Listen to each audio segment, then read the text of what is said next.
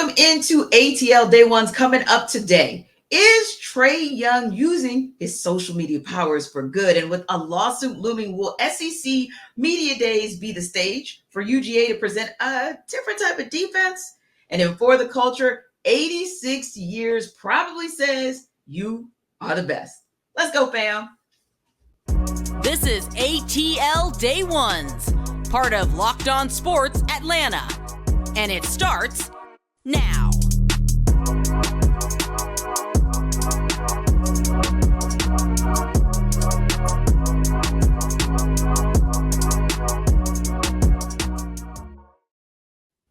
Welcome into ATL Day Ones, part of Locked On Podcast Network, your team every single day. This episode, of course, is brought to you by FanDuel Sportsbook, official sportsbook of Locked On. Make every moment more. Visit FanDuel.com/locked on today to get started. Now, everydayers, you know this space. You're familiar with Jamie Walker. He is the sports announcer, analyst, and CEO of Coach Work Enterprises in the building. One more day for ATL Day Ones. Got a lot to dive into, so let's go right into it. So the Braves are officially back tonight. Of course, they begin the second half of their season at home, which is a good look against the White Sox. Charlie Morton will be making the start tonight. And the Braves also announced Thursday that they placed Nick Anderson on the 60-day IL. Of course, he'd been dealing with that right shoulder strain for a minute. The good news is it is backdated to July 8th, so that does give a little bit of wiggle room. But ultimately, Nick Anderson not available to them. So, Jamie, it was interesting because you and I talked about this yesterday, kind of how the roster as it's currently constructed would dictate the Braves' success for the second half of the season, moves Alex Anthopoulos would make, and then we get this news about Nick Anderson. Do you feel like the fact that Nick Anderson will not be available might actually dictate what AA's main focus will be as that trade deadline is looming?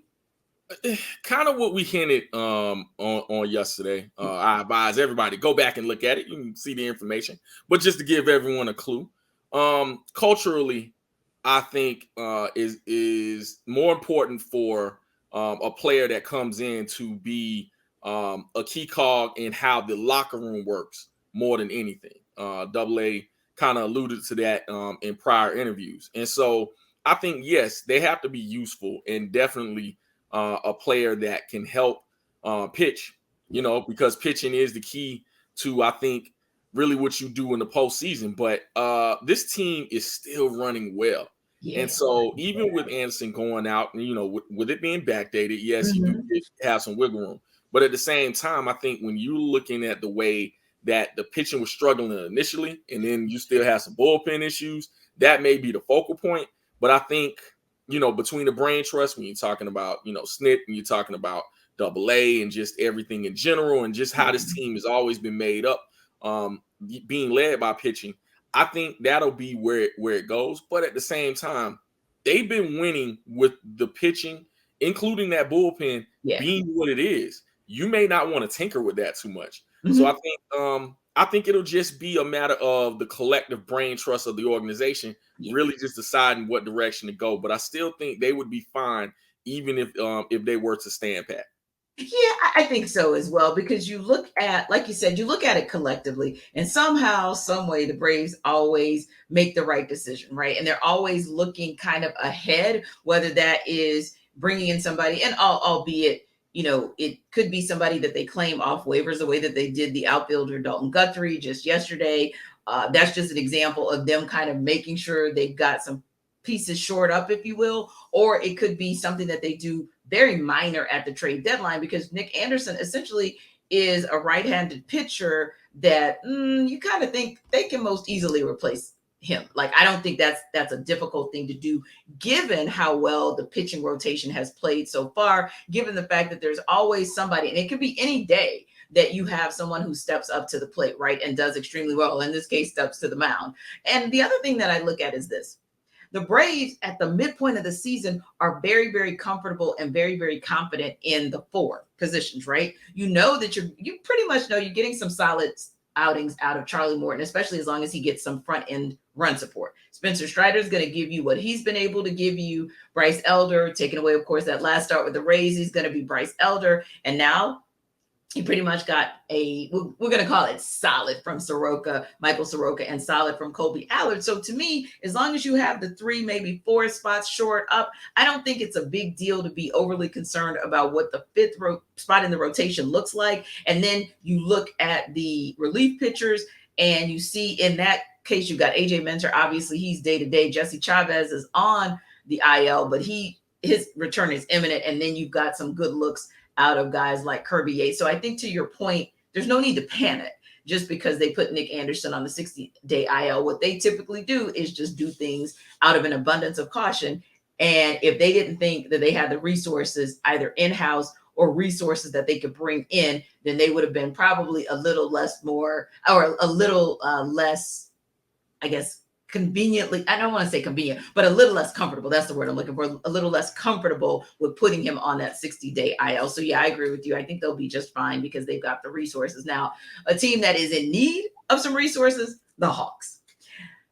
I think we can all agree that we are now deep in free agency. And at this point, we're still kind of wondering, okay, great that we talked about yesterday that DeJounte Murray has been shored up, if you will, and that there are some spaces where, yeah, probably the 1 and the 2 are where the Hawks are most comfortable. I still say the front court is like moving parts. I still don't think that's the front court that's going to get you into the competitive space in the Eastern Conference unless you change out at least one person or one player in that front court. The guy that seems to still be quote unquote on the table is Pascal Siakam, right? He keeps coming up in conversation. So again, it may be a situation like last year. The Hawks didn't get a big free agent. They got someone through a trade that kind of shocked the entire league. That may happen here again because Pascal Siakam is somebody, the Raptors said 2 weeks ago, nope, no way are we getting, we're letting go of Pascal Siakam or OG Anunoby. Well, guess what? Keep talking long enough, keep bringing the right things to the table. Maybe you'll get that. Here's the thing though, Jamie, and this is where it gets kind of to be conjecture, speculation, and just whatever your opinion is. Trae Young, just like a whole lot of players, will scrub his social media in a heartbeat. He might follow somebody, unfollow, etc. So his most recent follow was Pascal Siakam. Okay, that's what they do. We know Cordero Patterson would do it too for the Falcons, and he was using social media, particularly Twitter, to lobby for certain players, right? Well, apparently Trae Young has took to IG to lobby for Siakam, and Siakam then returned the follow on Thursday. So I thought, you're thinking maybe kind of sort of that is a sign that maybe the Hawks are making some headway with Siakam and the Raptors? No, it's also a sign that we're old. These kids are using social media to do a lot of things, and I think there is something to who they follow and unfollow. I think it's just up to us whether or not we want to feed into it or not. Yes. But there is something to say that he's following Pascal Siakam, only because he's been rumored, or the Hawks and him have been rumored to possibly be doing business together. And, it really just depends on the team and whatever. But he was one of the hottest free agents. I remember before they signed him. He was one of the hottest free agents because coming off of that championship run, you could see his abilities to play power forward, be able to shoot, score, really just be a full complement player in the NBA. So I think with the addition of DeJounte Murray, along with Trae Young, and that collection, and bringing in Siakam, that could be a really formidable, force for the Hawks. So I think, it makes sense. And we talked about, social media and letters and all kinds of stuff and overtures to Quinn Snyder and DJ. Well, hey, using the power of social media and just other forms of contact, who knows? Maybe some talking is going on. I oftentimes wonder, how do you enforce the tampering rule? Right. I don't know with all this technology going on. But, I'm not going to feed too much into it. Right. But I like what they're doing because they are attempting to try to improve this squad. And that's all you can ask for when it comes to your superstars that you have on the roster. Yeah, and if that is where it ends, we tried, but, we couldn't make the deal happen because maybe we could never find a package. Maybe they wanted too much, right? Because we all know the 4 names. It's DeAndre Hunter, it's Jalen Johnson, it's Onyeka Okongwu, it's AJ Griffin. And however you would have to package any 1, 2, 3, or all 4 of them to get whoever it is that you want. That's going to always be the issue because those are 3 players. Well, I don't think one of them is the issue, quite honestly, DeAndre Hunter, but I think the other 3 are still works in progress who still have a lot of upside. I think when I say that about DeAndre, I just mean that Trae, I think, has shown us who he is. But I think the question is, who else could you package to get there? But I thought this was an interesting tidbit too, that the Hawks are apparently hiring someone from the strength and conditioning team from the Raptors. Just saying, that's word on the street. So that might actually be the telltale sign, even more so than what's going on social media. And another telltale sign about a team that just keeps on winning, of course, is what happens with how many All-Stars they get, right? We saw 8 for the Braves for Major League Baseball. We see 3 for the All-Stars for the WNBA. So, of course, WNBA All-Star game is this Saturday. And Team Wilson has decided to pick up Ryan Howard, Cheyenne Parker, and Alicia Gray. So, of course, Alicia Gray and Cheyenne Parker got the nod initially. And then after just a whirlwind campaign of lobbying the right way, and rightfully so, Ryan Howard got her second nod. So congratulations to them. And all I can say, Jamie, is 6 games straight, 11-8, putting themselves in strong position to get to the playoffs. And I just think, like, man, Jamie, to me, it's like the best kept secret in sports in this city. Absolutely. First of all, the environment has always been top notch when it comes to a dream game. Get down to College Park and go see it. Go witness what's happening there. But you know, Ryan Howard. First of all, coming out of Kentucky, she has always been phenomenal. Showed what the flashes of superstardom last year, really jumping into prominence this year. I have no idea how she didn't get the All-Star nod initially, but hey, there's a lot of talent in the WNBA. Coming into a sophomore campaign, she's doing her thing. But hey, I believe in paying dues. I get it. Yeah. But she would ask the questions through social media and whatnot. Hey, why am I not in the same spot? Well, you got your chance to shine in the All-Star game. Kudos to her. But when it comes to this squad in general, started off slow. They were in a bunch of ball games. It was just a matter of a ball, turnover here, shot falling down there. But give that team credit. Yeah. When it comes to what they're doing going forward, they're playing some really phenomenal ball at this point.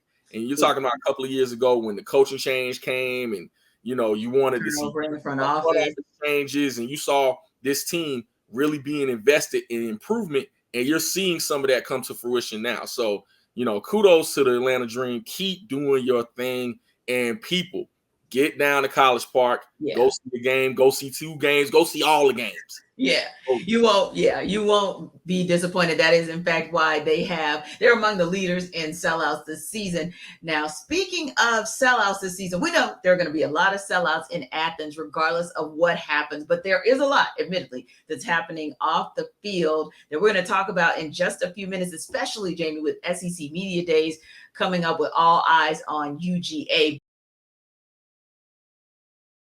But in the meantime, you guys know that all eyes have been on my mailbox for me because I've been waiting with bated breath to get my Bird Dogs gear and my Bird Dogs Yeti cup. So finally, I got my notification today, right, that I'm going to get that. So hopefully Monday, I'll be able to tell you guys what a good look my Bird Dogs khaki shorts are. Because why? They make you look good. They're designed to fit slimmer. And like we talked about yesterday, you want a slim fit through the thigh. You want a slim fit through the leg because it is hot girl summer still, hot boy summer still, and you want something that's going to make you look big fine, but kind of more fine and not big. So I think this might be the product for you, especially because, of course, it's also super duper hot outside and you want something that is comfortable. And why is that important? It's also important because Bird Dog uses an anti-stink sweat wicking fabric that keeps you cool and dry all day long. And I know most of us can appreciate that because we know how difficult it is to deal with this humid weather in Atlanta. They fit better than regular shorts.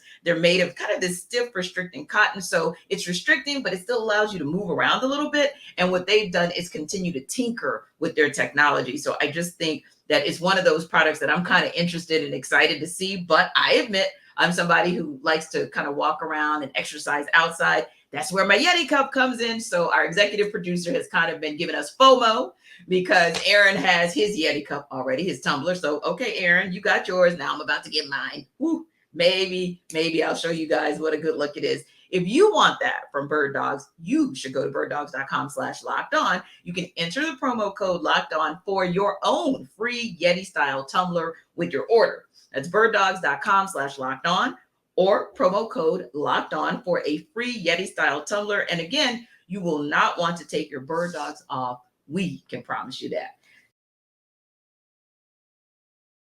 Now, what we can't promise is what in the world is going to happen in Nashville come next week. Of course, SEC Media Days kickoff July 17th, runs through the 20th. And Kirby Smart and the UGA players, Jamie, are supposed to take the podium on Thursday. But leading up to SEC Media Days, it seems like every day we're getting a different report out of Athens for something that's happening off the field. The most recent, of course, is that of the civil lawsuit filed by Tori Bowles. Tori Bowles, of course, survived that fatal car wreck that took the lives of Devin Willock and Chandler LaCroix back on January 15th. The lawsuit is not only against the UGA Athletic Association, but also against Jalen Carter, who's now, of course, with the Philadelphia Eagles. The police accused him of racing the SUV being driven by a recruiting staffer when it was wrecked. That's according to multiple reports. So that lawsuit actually contradicts everything that was made in public statements, rather, from Kirby Smart, from UGA officials who have claimed LaCroix shouldn't have been driving the leased SUV when it ran off the road. There were text messages that Bowles has presented that actually corroborate what she's saying and contradicting what UGA is saying. So it really made me think, yeah, you're going to talk a little bit about the possibility of a 3P. Yeah, you're going to talk about SEC or all SEC preseason selections, right? You're going to talk about Brock Bowers and the fact that he's one of those dark horse Heisman candidates. But Jamie, you can't help but think this is going to come up. It's inevitable. So is this the kind of thing, now that there's yet another light shed on what's going on in Athens, that's going to make Kirby Smart and that UGA team say to themselves, hey, we probably now have to tell the public that we are taking corrective action and what those corrective actions are in order to at least maybe minimize the bad press? I think Kirby has already been doing that as far as presenting what they're doing and the fact that they're taking it seriously. I think Kirby is one of those coaches that really within that organization, that school, gets you excited, but also is a master deflector. And what I mean by that is within coach speak, he can kind of get away from certain issues that come up, even though there has been press that has aimed toward what's been going on with that tragic incident, of which, and let's just say it, no one had any intention of any death or accidents occurring from it, right? But things happen, and so that athletic association, really just that football team in general, and everyone involved has been playing defense for quite a while. But quite honestly, they're coming off a national championship. Yeah. Had it not been for them coming off a national championship, this would be a lot worse. Maybe so in firings and changes in organization and things of that nature. But not to minimize what has happened tragically, but winning is always the best deodorant. Yeah. It really is. And so with all the things they're talking about, speeding and players being in such different circumstances, accusations about sexual misconduct. Absolutely. A lot of that within just the fan base has been, put not necessarily to the back burner, but they always put it not as big as it should be, because they're winning.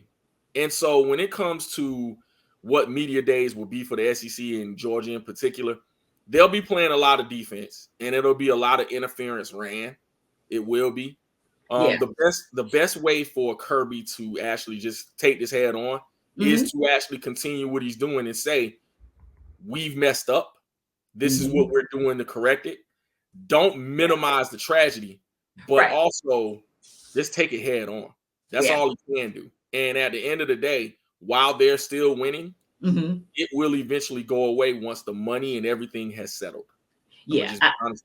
Right. And I think it's one of those things where he just has to be prepared. I'm sure his people are preparing him that, hey, there will be heavy hitters in the room. It won't be just your core dogs media group, right? No, it won't be that. There will be national coverage of this, all eyes on what he has to say and what his players have to say. So I know that they are going to be prepared, but I do think he's going to have to give us a little bit more information, right or wrong. I do think that there will be a demand for, okay, yes, you told us that this program is taking corrective action and that you already had a program in place because, hey, you admit you acknowledge to some level there are some issues, there are some challenges as it relates to speeding or any infractions that are against the policies and procedures of the program. But I think there's going to be a push and a pressure to say, hey, but you have to tell us specifically. I can see questions coming up to say, okay, so what's going to happen to the next person? Because nothing happened supposedly to Rosemarie Jackson, right? So what's going to happen to that next person? That next player is going to be suspended for a half a season, a season, kicked out of the program? Like, I do think he has to be prepared for those questions, because I think every time, to your point, that UGA is able to minimize the attention on some of the off the field issues, something like the civil lawsuit comes to the forefront with some leaked information related to it that seems to contradict what UGA says. I feel like the only thing that may deflect a little bit of attention is Tennessee has issues of their own. So they're going to be under the microscope as well, because now they've been for 3 football seasons, they've been hundreds of violations, and that information just came out. So it'll be kind of interesting to see kind of the tone and tenure. Back to what you said, Jamie, which is, how is Georgia going to be handled at SEC Media Days, being that they are the current national champions and Tennessee is just kind of waiting their turn, and how much heat and pressure are going to be on them as well. You want to be winners, but these are the winners, right? So, and the other thing I thought that was interesting as well, and I don't know if it is something that is coincidental. Some would say maybe not, but word came down on Wednesday as well that the Dogs head of academics retired. Or resigned, if you will. And he said that despite the Dogs recording actually their best academic performance ever, collectively for last year, he says, quote, Magdi El-Shahawi is his name. Quite simply, this is a case of burnout. I needed to take a break to recharge as well as spend more time with my boys. But the timing, I think, is going to be a question as well. To me, Jamie, I feel like that's going to make room or space for people to investigate further and speculate further to say, that's interesting. Are we going to hear some things eventually that are going to come out that question the legitimacy of the academic performance of UGA? We'll see. Your academic institution first, but we know athletics is the straw that stirs the drink, and while we're all here, so we'll see. Yeah, I think it'll be interesting to see if there's any correlation there, and it could just be coincidental, but you just know how this world works. We will see, because of course we're going to come back next week. Jarvis will be back as well, and we'll talk to you guys and bring you reaction from SEC Media Days. So stay tuned to hear more about what's going on at SEC Media Days. But also, you know that we're always going to bring you guys information on where in the world you can bet, because we just told you a little bit about SEC Media Days. And of course, they're going to talk a little bit about who they believe is going to win the division, who's going to win the conference. We're going to talk about all SEC players and the like. So you want to do some odds betting? You can do it for college football, but you can also do it for Major League Baseball, especially as MLB is getting back to business with the second half of the season. So take your first swing at betting MLB on FanDuel and get not 1, not 2, but 10 times your first bet amount in bonus bets. That's up to $200. That's right. Just bet $20. You land $200 in bonus bets, win or lose. And again, Jamie could use a quick 200. I could use a quick 200. So I know you guys can use a quick $200 as well. That's $200 you can spend on betting everything from the money line to the over-under, what the Braves' final win total might be for the 2023 regular season, which city might be awarded the next MLB franchise. Speaking of Nashville, where the SEC Media Days will take place, they are actually the odds-on favorite to get the next MLB franchise. So that's the kind of thing that maybe you can bet on. If you're interested, go to FanDuel. They have an app that's safe, it's secure, user-friendly, and plus, when you win, you can get paid instantly. Again, this is an instant microwave type society we live in, so FanDuel is going to meet all your needs in that space. There's no better place to bet on MLB than FanDuel. It's America's #1 sportsbook, and here's how you can do it. You can sign up today. You can visit FanDuel.com/locked-on. You can get that $200 in bonus bets. That's FanDuel.com/locked-on. FanDuel is indeed the official partner of Major League Baseball. Now, guys, you know this is the fun part of the show where we talk a little bit about sports, a little bit about entertainment, but ultimately we talk about everything that is for the culture. And Jamie, I can't think of anything that's more for the culture of Atlanta than Krispy Kreme donuts, right? So Krispy Kreme is celebrating year number 86 in the business. The anniversary is today. Of course, they've got all kinds of deals. One of them, I think their biggest or most popular deal is like buy a dozen donuts at regular price, and then you get the next dozen for like 86 cents. But here's my question. I think if you lasted for 86 years, you must be doing something right. Absolutely. But are they really the best, or are they just out there as the longest standing? I'm just asking for a friend who might like, I don't know, Dunkin' Donuts? Ooh. Listen, we're going to talk, and I'm going to involve your hometown for a second. You can't go wrong with Krispy Kreme. You can't. True. You know, I'll pull my personal self into it. You know, back in the day, you know, I may leave the club and that that red sign is on, and you may, you know, need to stop by there for a second just to, you know, get some just a little taste test. Yeah, oh yeah, get some good sugar in real quick. But I tell you what, whether they're the best, it really just all depends. I know my northeastern folks and love and swear by Dunkin', which is good. That's a nice little, you know, alternative. Okay, it's great. But I'm gonna give you one more place, and this is me and the wife love this spot. We were in New Orleans, and there is a spot called District Donuts, and yeah. That's what I'm talking about, Jay. Different kind of donut. Yes. It's just different. It is phenomenal. You talking about gourmet situations there. So that might be my fave, but you cannot go wrong with Krispy Kreme.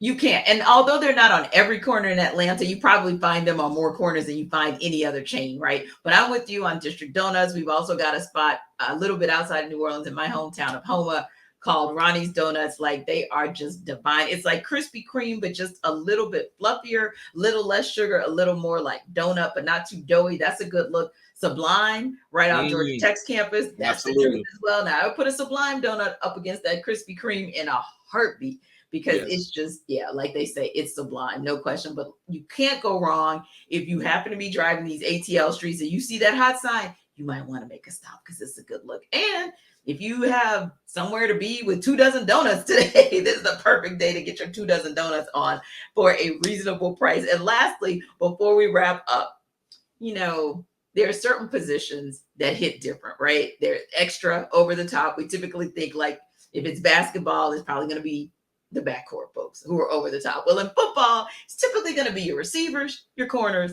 and some of your QBs. No different in the Big 12. Preseason Big 12 Offensive Player of the Year, the Kansas QB, Jalen Daniels, showed off, of course, they just wrapped up media days as well, the chain that plays his highlights. A whole chain. He got it made back home in LA, and he has an Apple Watch face embedded in the pendant. So in case you were wondering how fly and fast and amazing Jalen Daniels was, well, you don't have to, because he's got the jewelry, all the gold to show you, rose gold, silver, platinum, whatever he has on, to show you just how good of a player he is. Real extra, right? Very, very much so.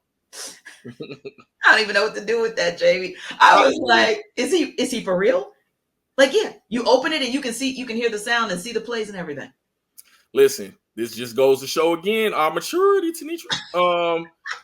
When it comes to, I thought Jalen Rose in the red suit at draft day was flashy. Now they just doing all kinds of stuff. So yeah, you can wear a short suit. You can, show your midriff. You can have your highlight reel right there on your neck. It's just, different. It's just different. But hopefully something that'll stay the same is what the Braves are doing on the field. They've got a 3-game series that they're starting tonight against the White Sox. They'll take them on. And hopefully when we come back Monday, we'll be talking about the 12th now straight series in a row that they've won. That will be a beautiful look to start the second half. Of course, we're going to give you guys a little reaction. Hopefully the Dream will go there and make their presence felt in Vegas. And finally, we're going to be that much closer to Falcons training camp and SEC Media Days. You come back next week, we'll talk about it. Every dayers, that's what you do each and every day. So don't make it any different next week. Don't forget, for today's episode, any episodes this week, download us wherever you get your podcast. And of course, if you're watching us on YouTube,